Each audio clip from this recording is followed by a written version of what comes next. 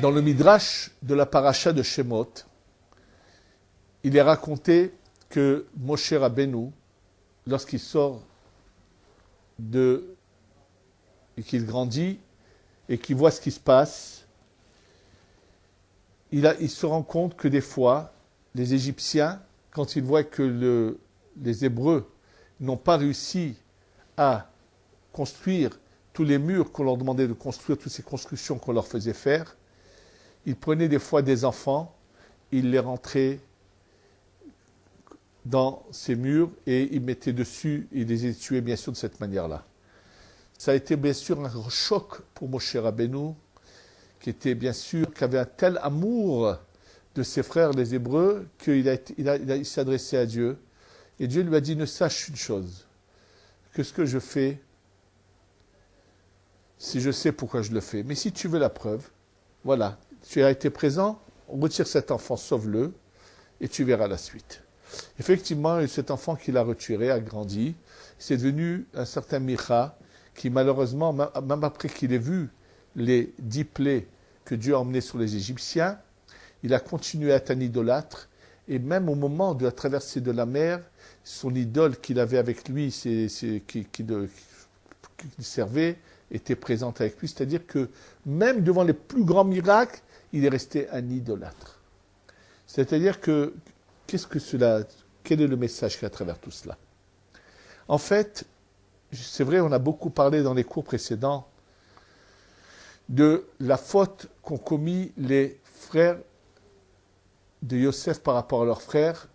Et là, je voudrais vous lire et vous expliquer quelque chose que nous révèle le Maor Vashemesh.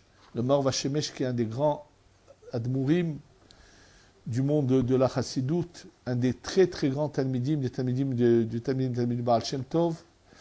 Et dans son livre Maor Vashemesh, dans Parashat Vayeshev,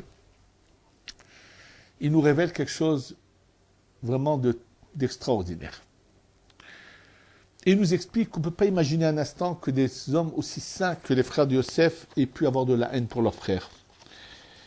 Et ce qu'il nous révèle, c'est que la ville de Shechem est une ville dans laquelle, malheureusement, un grand nombre de parcelles de divines qui au moment du monde qu'on appelle le monde de Tohu Bohu, qui est donc avant cette période racontée dans l'histoire où la création de ce monde, donc c'est juste une période avant où des parcelles divines tombent, l'endroit où va se retrouver le plus grand rassemblement de parcelles, de bien et de mal mélangés, c'est la ville de Shechem.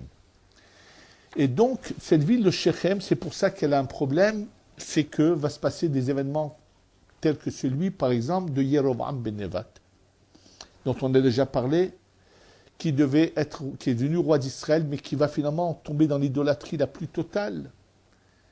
Pour un problème, c'est moi qui vais régner, c'est moi qui vais dominer. Et ça, c'est le défaut des âmes du Olamato. Et Yeroboam ben Nevat, en fait, vient, mais n'arrive pas à réparer cette racine de laquelle il est issu. Et donc, en fait, quand les frères de Yosef vont à Shrem, ils sont conscients qu'il y a un problème qu'il faut réparer, ils veulent éviter l'exil qui les attend. Et leur père, qui sait qu'ils sont allés là-bas, envoie donc Yosef les rejoindre, parce qu'à ce moment-là, Yaakov pense que si les frères sont réunis, ils vont pouvoir continuer une action bénite que lui a commencé, et donc réparer toutes ces âmes qu'il faudrait réparer. Et eux, lorsqu'ils voient leurs frères, Dieu leur met en eux, comme qu'ils pensent que c'est à cause de lui qu'on n'arrive pas à réparer les choses, et que si on le tue, on va mieux réparer les choses, ça va aller plus vite. Finalement, il voit qu'il n'est pas possible. En fait, il explique que tout ce qui se passe, c'est Akadosh Baruch Hu qui met dans leur cœur. D'ailleurs, je voudrais juste vous lire un peu le texte et vous le traduire pour que vous voyez que vraiment ce que je vous dis, c'est des choses qui sont dans le Maor Vashemesh. Vine bishrem sham aya makom asher naflu sham nitzotzot rabim. Voilà que Shrem est l'endroit dans lequel sont tombées beaucoup de parcelles de lumière. Vegavrouch sham meod aklipot she'ashko nitzotzot.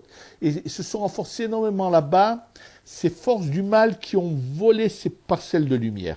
Alken ayusham kilkulim rabim, comme le dit Rashi, cette ville de Shrem est un endroit où il y a eu beaucoup de graves problèmes qui se sont passés.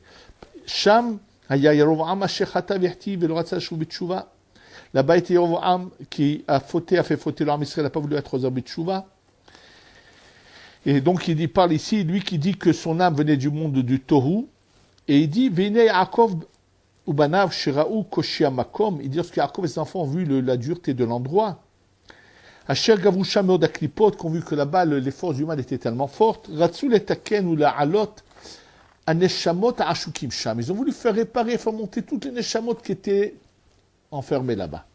Vine imaya shalom ve'ava ben kulam, s'il y avait eu la paix et l'amour entre tous, haya na'asa zot al yadem techev, ils auraient pu à ce moment faire la réparation totale. Maintenant, regardez la phrase la plus importante que nous donne le Maor Vashemesh. Omnam, cependant, akadosh baruchu lo ratsa sheitbareru rak me'at me'ad al yadem mason. Baruchu ne voulait pas que ça se passe comme ça. Alors, pour comprendre ce qu'il va dire, je voudrais juste vous raconter une histoire qui s'est passée avec le Chafetz Chaim. Le Chafetz Chaim, lorsqu'il a construit sa yeshiva à Radin, un jour est venu quelqu'un, moi il recherchait à trouver les fonds, quelqu'un est venu le voir, il lui a dit, Kvodarav, je te donne tout ce qu'il faut pour construire toute la yeshiva. Le Chafetz Chaim lui a dit, je te remercie de ta bonne intention, mais je prendrai de toi que le quart. J'ai besoin, par exemple, je donne un chiffre, si c'était 100 000 roubles qu'il fallait pour construire toute la yeshiva, le Chafetz Chaim n'a pas voulu prendre les 100 000 roubles de ce monsieur, il a dit, je te demande de me donner que 25 000. Parce que je ne veux pas que tu sois le seul à avoir une part dans un lieu où la Torah va être étudiée et enseignée. Je veux qu'un maximum du peuple d'Israël profite et ait une part dans cela. Donc le Chafetz Chaim, c'est une grandeur unique. Quelqu'un vient, lui donne tout de suite toute la somme nécessaire, il ne veut pas. Il ne veut qu'une partie, que le quart et le reste pour donner la chance au peuple d'Israël de participer. Et là, on assiste à la même chose. Il ne veut pas qu'eux fassent tout le travail. Il veut que tout l'âme Israël puisse venir, chacun une part dans ce travail. Dieu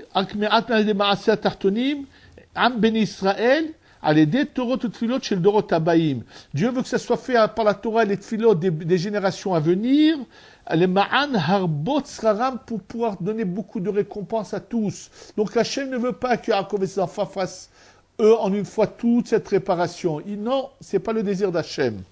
Alken e'ir benehem ksat sin'a ve'ithalkut. C'est pour ça que Dieu a mis en eux un peu de cette haine et de cette séparation, c'est-à-dire qu'ils ont voulu comme se vendre leur frère ou le tuer au départ.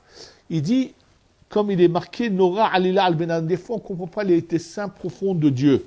Alken c'est-à-dire qu'en fait, il explique que cette vente n'est pas juste un acte méchant de gens qui tout d'un coup ont de la haine contre leurs frères, pas du tout. C'est quelque chose de bien plus profond, il l'a caché. Et il explique donc à travers cela tous ces événements. Et c'est pour ça que finalement, les Béné Israël vont en Égypte. Et en fait, qu'est-ce qui se passe? On est devant, il y a une quantité de neshamot qui peuvent être réparées, qui était inclus dans Adam Arishon. À un moment donné, on va le voir dans l'histoire, ils vont tellement fauter dans le désert qu'Akadosh Baruch Hu dit à Moshe, tu sais quoi? Je les balaye tous, je les tue tous, et puis toi tu reprends le flambeau. Cette action que Hachem propose à Moshe Rabbeinu, qui lui n'accepte pas, et d'ailleurs grâce à son refus et à son entêtement, les choses vont se passer différemment, le Harizal nous révèle qu'en fait, Moshe, son âme vient d'un endroit qui est beaucoup plus haut que la plupart des autres individus. Et ceux qui, plus un neshama est proche de la limite entre la sainteté et l'impureté, ils peuvent tomber plus bas. Et en fait, Akadosh Baruch Hu a dit, voilà, ceux qui sont trop bas, ils trébuchent trop facilement, donc il voulait, on va les repousser, on va les balayer, et peut-être, je ne sais pas quand, ni comment, si oui ou non, il y aura un jour une réparation à ces neshamot. Et Moshe Akadosh veut passer le niveau. C'est comme un coefficient. Le coefficient était d'un certain chiffre. Maintenant, on va aller plus haut dans le coefficient. Donc, ça va limiter qui peut être réparé ou pas. Et en fait, si on réfléchit bien, on comprend qu'en fait, ce qu'a voulu faire Adam Arishon, c'est faire baisser le coefficient. Au contraire, qu'il soit plus bas pour qu'on en mette un maximum à l'intérieur. Moshe, c'est pareil. Il se dit, bon, Adam Arishon elle est trop bas. Moi, je vais aller un peu moins bas. Je vais prendre le Erev Rav. Et donc, en fait, c'est ça et quand il voit cet enfant qui est dans le mur, il se comprend pas. Et en fait, qu'est-ce qui est caché là derrière? C'est que c'est cette âme-là qui vient du monde du Torah. On a tous déjà passé d'une certaine manière une sorte d'examen. On a tous déjà défini plus ou moins où on était, à quel niveau, qu'est-ce qu'on pouvait faire. Il y en a en venant, déjà, on peut voir Hachem, lui seul, ce qu'il y a déjà en eux, quels sont leurs potentiels. Est-ce qu'il faut qu'ils partent de cette manière-là pour pouvoir, à la prochaine fois, à venir avec ce qu'ils auront souffert, donc peut-être arriver à plus.